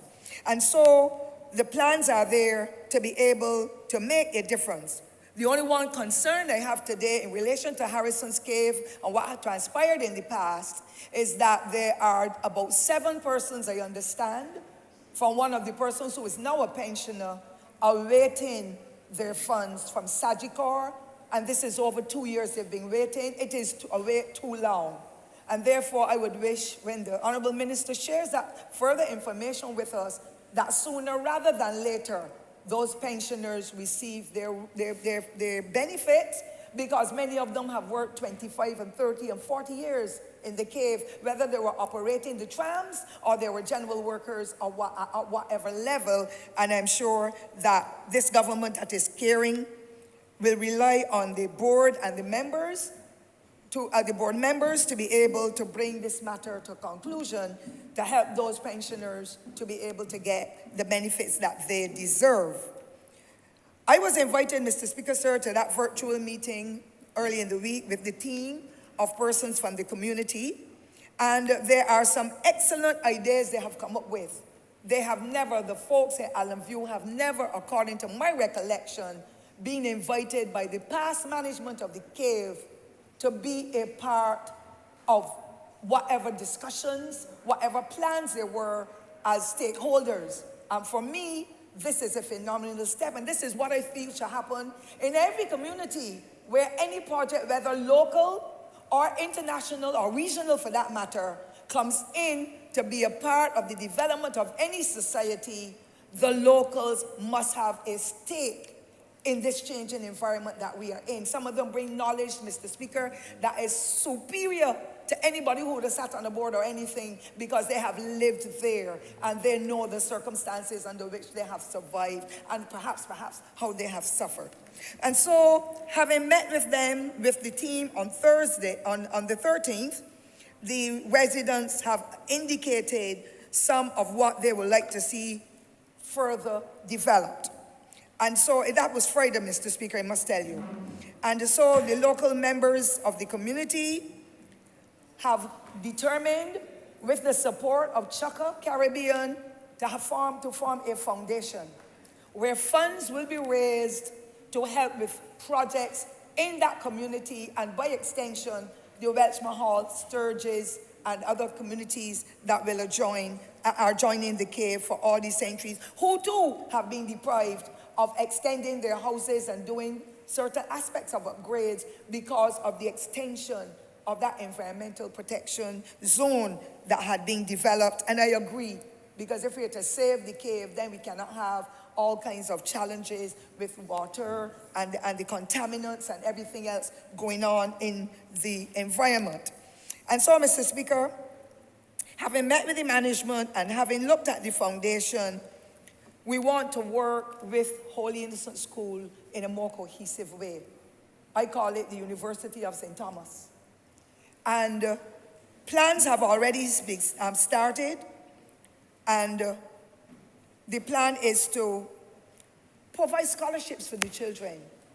And I'm not talking scholarships now as though it's a high school, you have to pay school fees, but scholarships through engaging the family, providing funding, providing hampers, providing tablets, helping them with their school uniforms, with their school books, because we in St. Thomas need employment too. We are suffering. And as a result of that, we would wish for families to be able to be further engaged and empowered. They want to look at sports. There are a lot of sporting groups in the parish. We are getting our lights at the Holy Innocents Pavilion.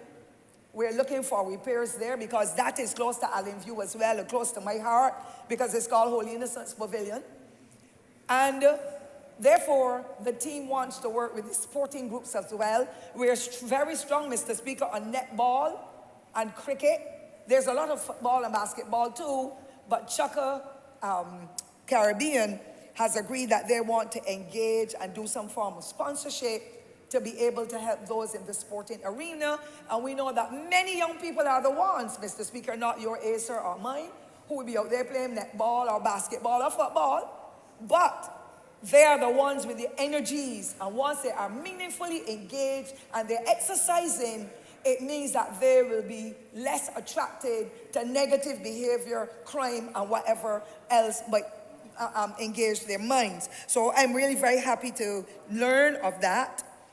We also want, in our plans going forward for the next couple of weeks, to be able to honor our senior citizens from the village. And I am so proud, Mr. Speaker, having been raised in the communities, to know that Allen View might have had about 6 centenarians living there, and quite a few people who live on to the 90s.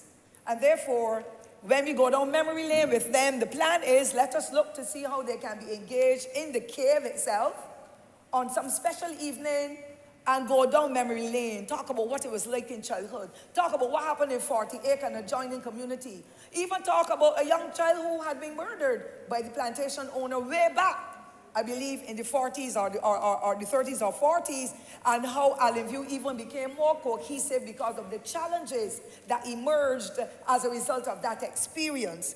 So the seniors are going to have their say to be honored down memory lane.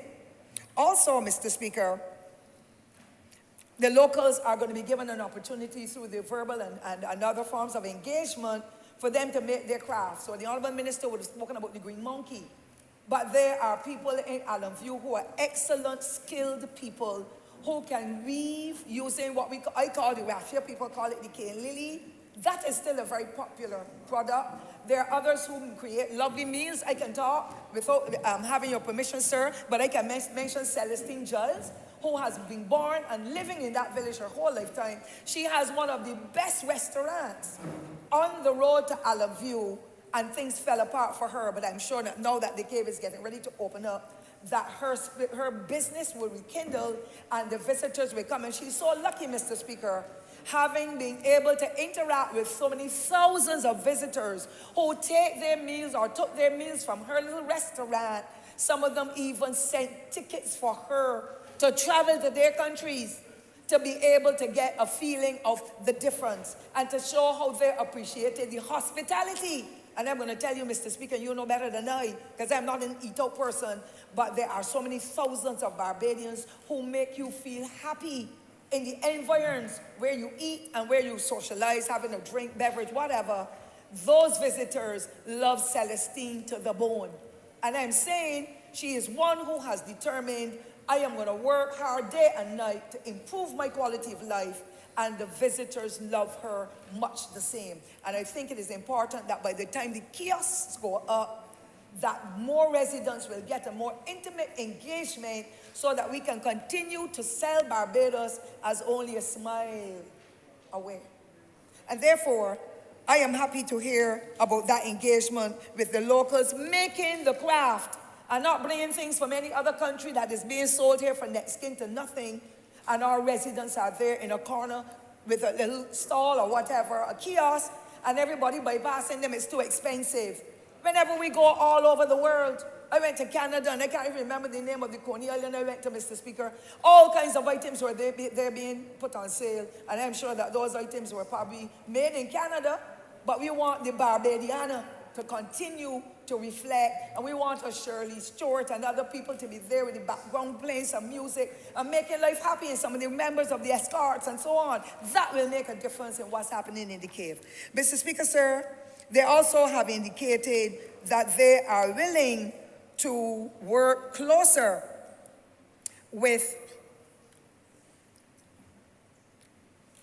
honoring the youth in Allen View.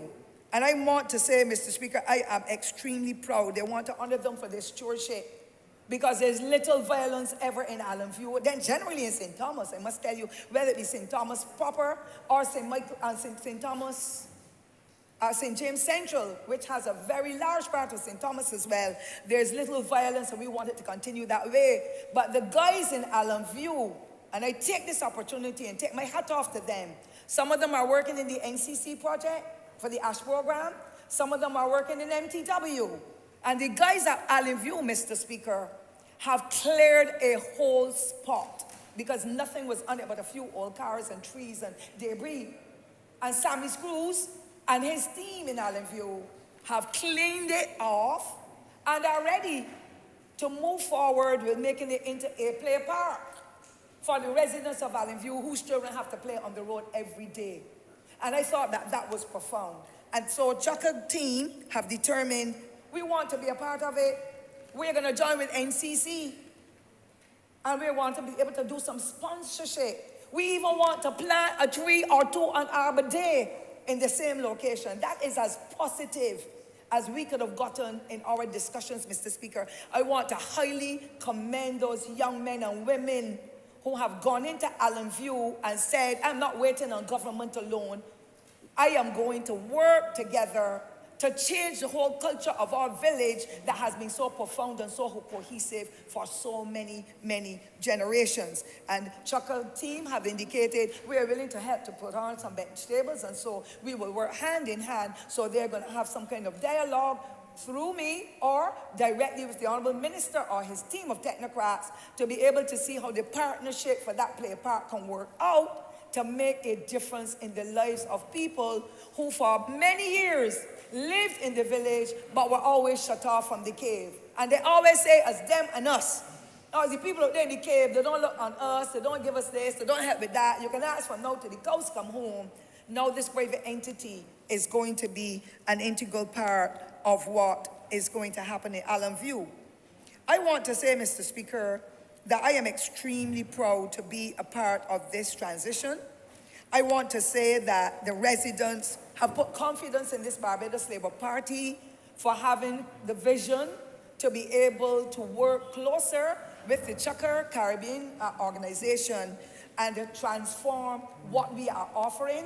I am sure that they have already agreed that they will want to offer free passages for persons who will come, probably to give vouchers, whatever it is that you give, to be able to let the residents come in and have a look. Because there's no point in me on the outside having sacrificed my entire life for so many years, and then you come and open a new entity, you don't even give me an invitation to say, come and look, even if you can't buy.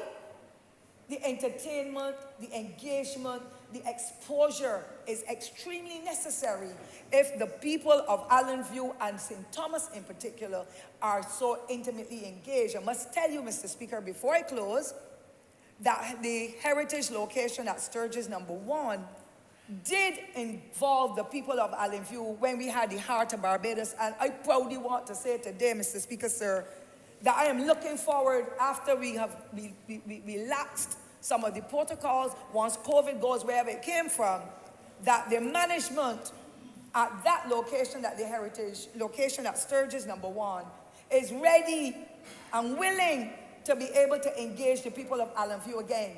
They had been well coordinated. Whenever the Heart of Barbados came about every year, the teams from Allen View were the ones that took center stage in the tour guides, as the persons who will have the stalls, as those who will be engaged in whatever summer camps or whatever the sponsorship was for Holy Innocent School. The residents of Allen View were, and they feel very dejected now, not only because of COVID, but over time, the last Democratic Labour Party government did not engage them and shut down a lot of the projects they were doing. Thankfully, it is still there, and the staff is looking more forward in a more positive way to be able to rekindle those spirits and to be able to deliver and achieve some of those objectives in embracing and engaging the residents of the parish. I close, Mr. Speaker, but I cannot close unless I say Harrison's Cave is located in an area where if that major entrance to Allen View becomes blocked, the residents and the visitors will become marooned. There is a special road called the Sturgis Agricultural Access Road, where the then Honourable Member from St. Joseph at that time, who is now Sir, he had, because of the interest he had in agriculture, that entire area that will exit, come through to Allen View and exit through the Sturgis location where the plantation house was, and then go on to Bloomsbury and so, that road served well so that persons can get in and out to upgrade the agriculture, to develop whatever, to purchase, but that road has now fallen into the state of a cart road. The Democratic Labour Party in the 10 years will not touch a road in St. Thomas, Mr. Speaker. And I am hurting, but I understand what has happened because the government of the Barbados Labour Party over a 3-year period has not been able to treat the decay across the length and breadth of Barbados. I am asking my government to treat to that agricultural access road, because when we went in there through Tropical Storm Elsa, one massive breadfruit tree fell just before we got into the direct entrance of the cave. You should see us, Mr. Speaker, sir, from the disaster management team. I thank them. God bless all of those across Barbados. But those, the disaster organization, the local organizations, and a builder contractor from Christie's Village, he sent us his chainsaw or whatever because nobody could get out of Allen View, leading on to where the cave is. So the plan is for that agricultural access road to be properly upgraded to exit just in case anything happens. But there are residents there who are waiting for that to happen. I know that Rome was not built in a day.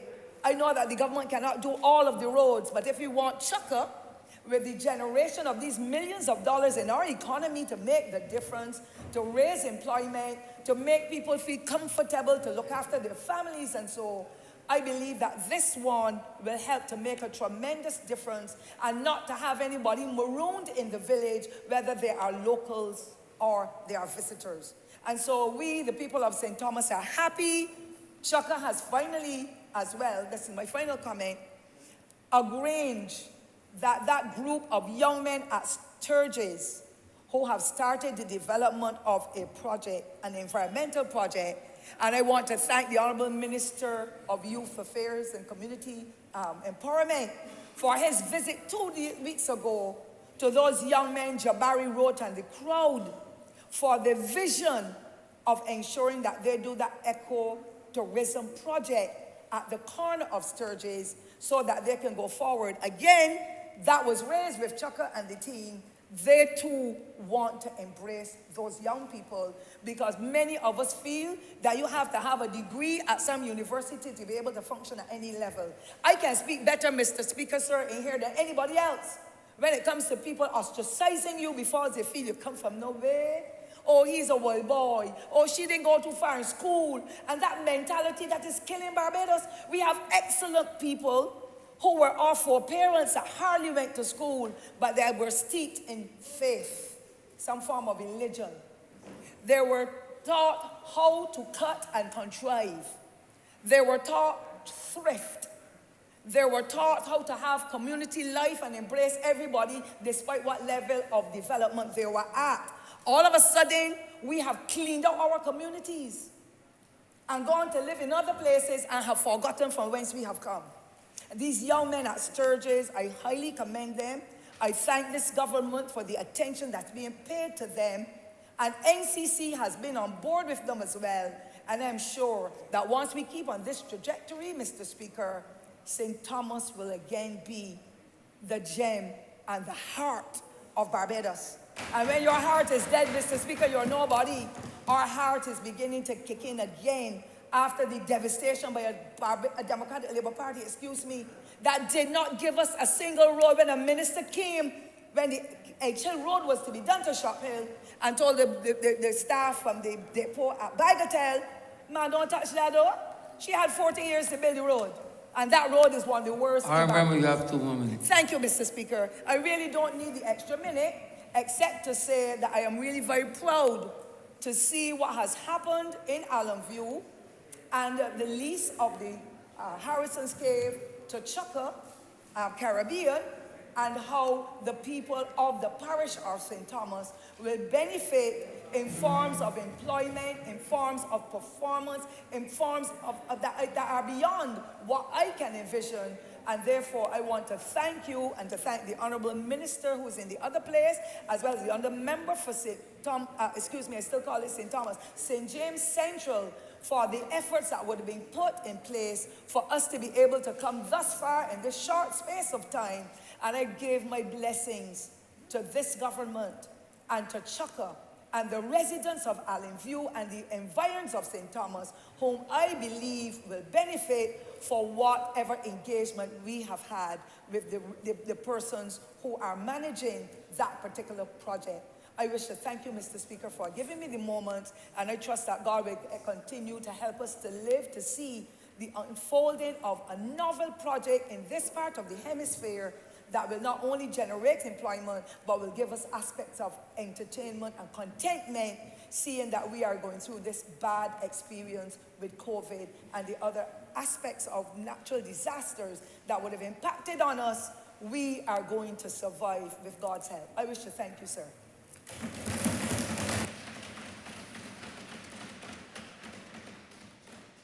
Honourable Member for City of Bridgetown. Thank you, Mr. Speaker. I want to enter the debate at this point in time to support this bill, the Caves Amendment Bill 2022. And before I go on to why I support this and to expand on my thoughts, I plan to give a very brief interjection and really to break it down for those listening. So what is the bill about? You hear the debate, you hear members stand and we talk and we talk. Well, what is it about? In closing, the Honourable Member for St. James South Central put it good. He said it is about making an amendment. And basically what we are trying to do, sir, is to ensure that as the cave move from ministry to ministry, as it may from time to time, that we don't have to come back here and make amendments and adjust the interpretation and do these things. So this bill is about efficiency. So off the bat, I want to support it. Now, it was very enlightening to hear the member for St. Thomas, because I have gained a lot of information and knowledge. It was a very educational presentation from the member. And that is why I encourage people to follow and listen to Parliament. A lot of people don't seem to listen. And then they go around glibly without the information speaking. I would know, Mr. Speaker, I was one. But I encourage people now and going forward to follow what is going on in this House as we debate on the people's business.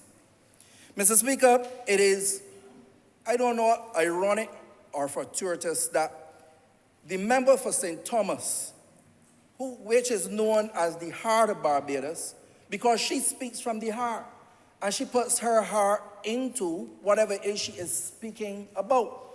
So I commend the member who looked and seek to make the connection between the investment and the people.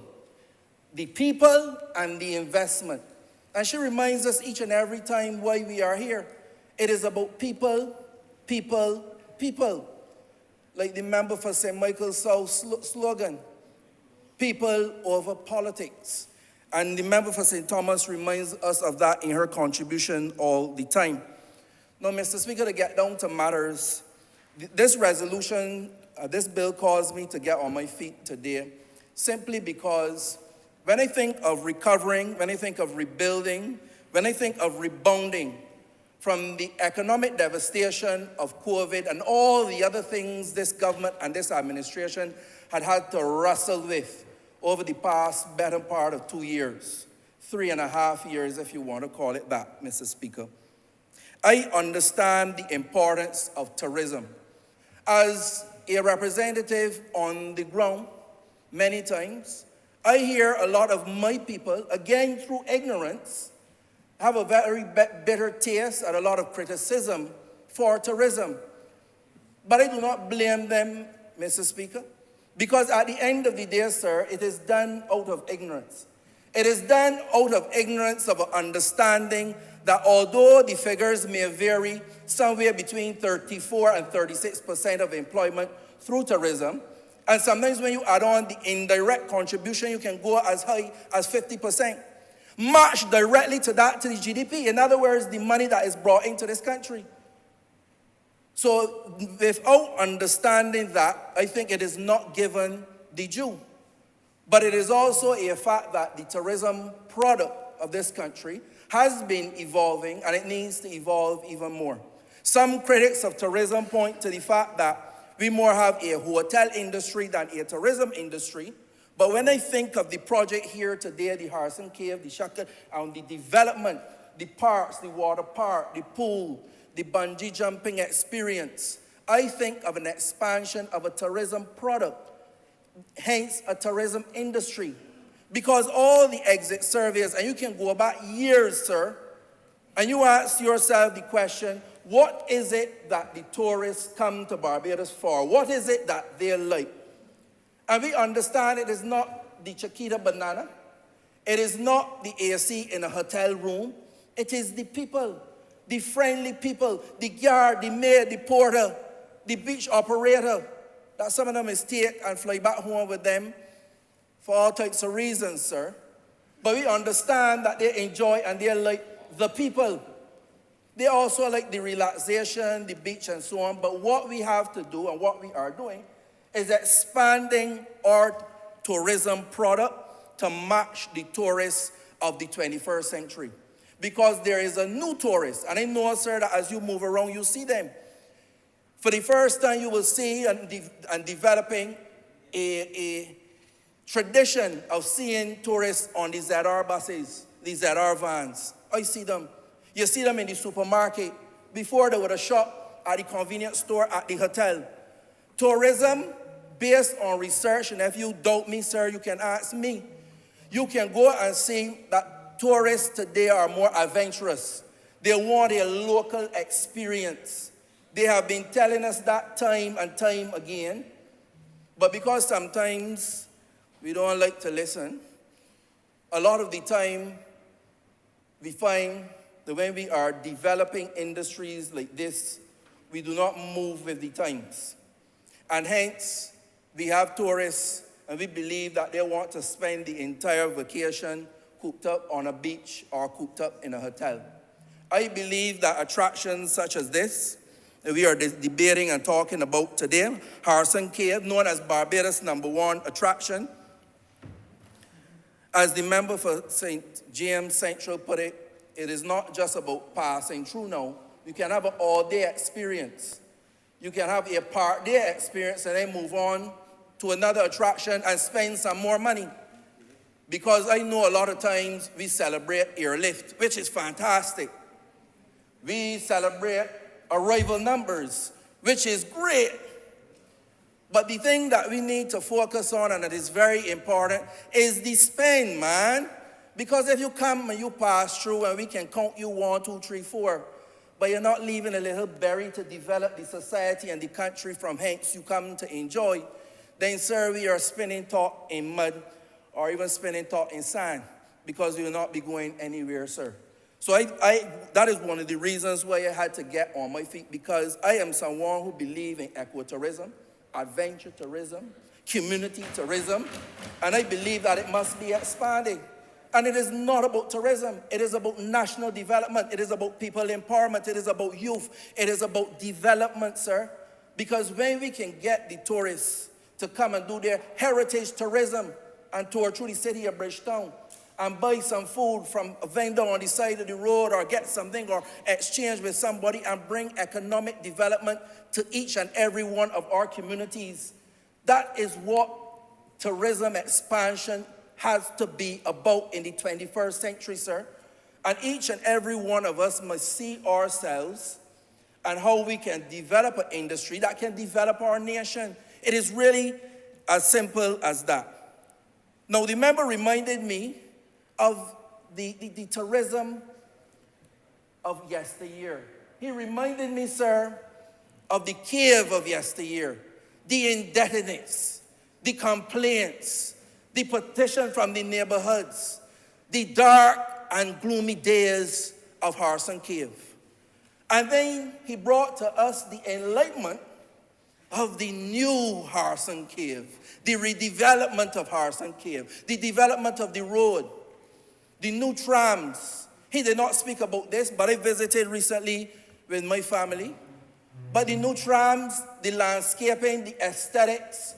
When you go to Harrison Cave now, sir, you can be proud of Barbados' #1 tourism product, sir. We have something to be proud of when you visit there. And it should be something that should be continued. Now, Mr. Speaker, when we think back of the last decade, you know, people debate, should we talk about it, don't talk about it?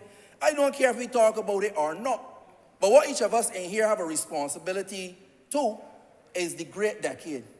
So we have seen and we have suffered through the last decade. We must now engineer, pioneer, and lead the great decade. And the great decade, sir, is when we can focus our energies and make proud. Now, when you hear the member for St. Thomas get up in here and commend something and be proud of something, you know that you're on the right path, because she's a hard taskmaster and a hard marker. So when she is happy and she is proud, yes, I said it and I mean it, sir, you know that we are on the right track and that we have something to be proud about.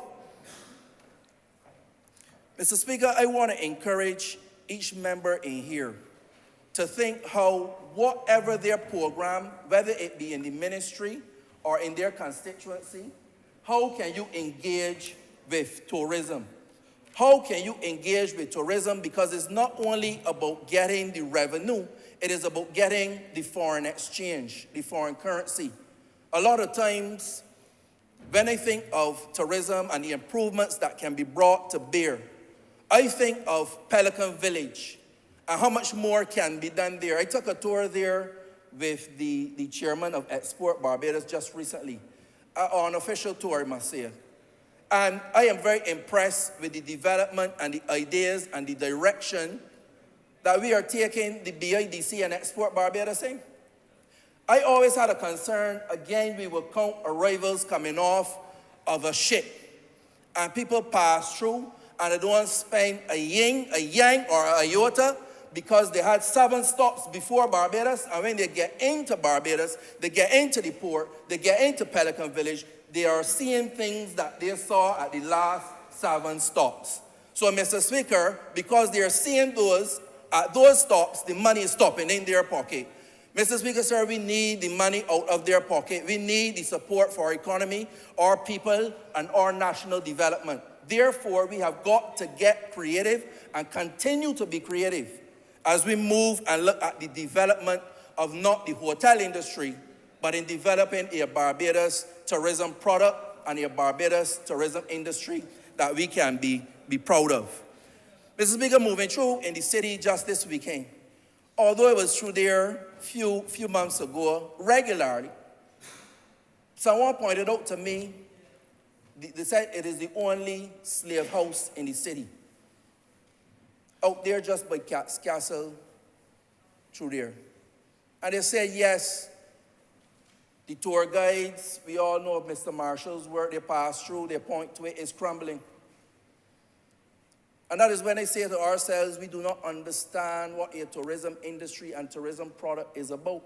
But I am glad I am part of a proactive, active administration who that we can raise these things with, because my office was calling from yesterday to investigate and to point out and to suggest ways in which we can now enhance the heritage tourism that can be had from the capital city of the Republic of Barbados. Because we had residents out there that pointed out to us where the slaves would bake the bread, where they would iron the clothes. I must admit, standing in that historic place and receiving that history, on one half of my heart, it was bleeding with pain as I think about our roots.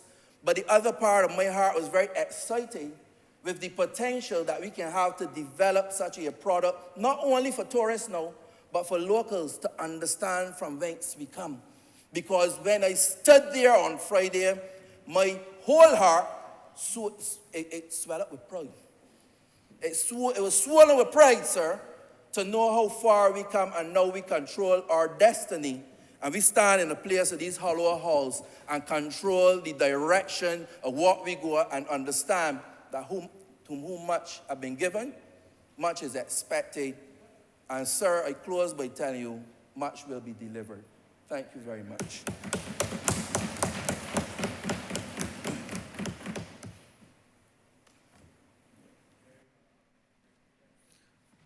Honourable Member for St. James Central. Mr. Speaker, sir, I want to thank all honourable members who spoke in this debate. In particular, sir, let me reflect on the very sage comments of the honourable member for St. Thomas, who I think more than adequately captured that spirit that we would want to see in all exercises of this nature, which reflect an effort at partnership with the private sector. As I indicated, sir, in the lead speech, I do not believe that we can have anything other than, or we should seek for anything other than the best possible types of engagement when we work with the private sector, especially in an area like tourism, where, to be frank, we have an immature industry with a breadth of private sector experience and expertise. And it is only logical in circumstances of that nature, I think, to expect that the partnership that should flow would almost impulsively be to now start to play a more leading and entrepreneurial role if you are in private enterprise in that sector. It therefore means the world to us as a government that we can have a partner come into play and focus on things that are obviously challenging for the government, like delivery of tablets and assisting with scholarships for the development of our young people at school. Mr. Speaker, sir, I indicated the importance of having the members of our community be part of the linkages that are built. And the honourable member has confirmed that in terms of craft production, and that type of enterprise at a micro business person's level, that developmental type of linkage is part of the discussion that they are having in the community that she represents, sir. All in all, I think that we are on the right foot. The fostering of social cohesion, clearly articulated by the honourable member for the city, is an equally important point. And I think, Mr. Speaker, that with those few words, I would want to urge that this bill pass this chamber and be read a second time. Ready, second. All honourable members in favor, please say aye. Aye. Those against, please say no. We think the ayes have it.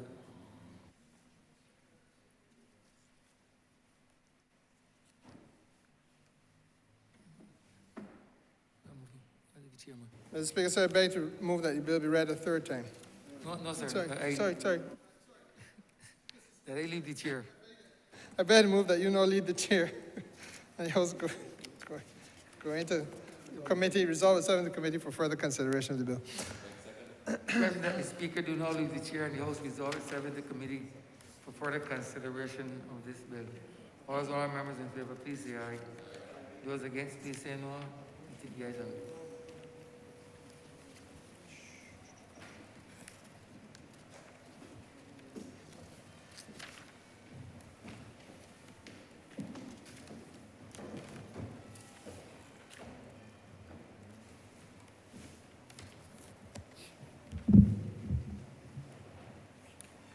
This House is now in committee. Clause 1. Mr. Speaker, I beg to move that. Mr. Chairman, I beg to move that clause 1 stand par. The question is that clause 1 stand part. All honorable members in favor, please say aye. Those against, please say nay. Methinks the ayes have it. Clause 2. Mr. Chair, I beg to move that clause 2 stand par. The question is that clause 2 stand part. All honorable members in favor, please say aye. Honorable members against, please say nay. Methinks the ayes have it. Mr. Chairman, I beg to move that you report passage of this bill in committee to His Honor the Speaker. The question is that I report passage of this bill in committee to His Honor the Speaker. All members in favor, please say aye. Those against, please say nay. Methinks the ayes have it.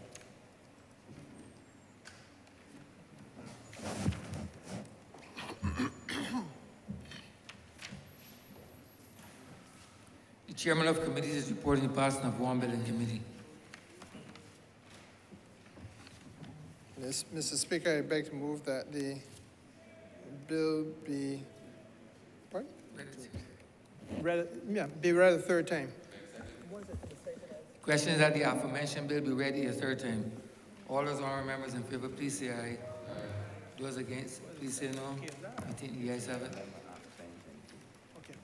Mr. Speaker, I beg to move that the bill be cited as it gives a member. Bill be now passed and cited as it gives Amendment Act 2022.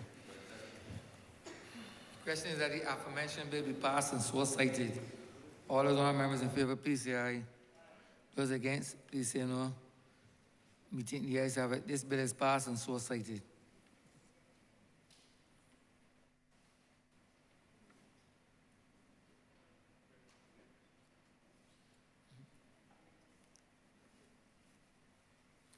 Honorable Leader, government business. Thank you, Mr. Speaker. I beg to move the suspension of the House until 1:45. The question is that this chamber be suspended for lunch until 1:45 p.m. All those honorable members in favor, please say aye. Those against, please say no. Meeting the ayes have it. This honorable chamber stands suspended until 1:45 p.m.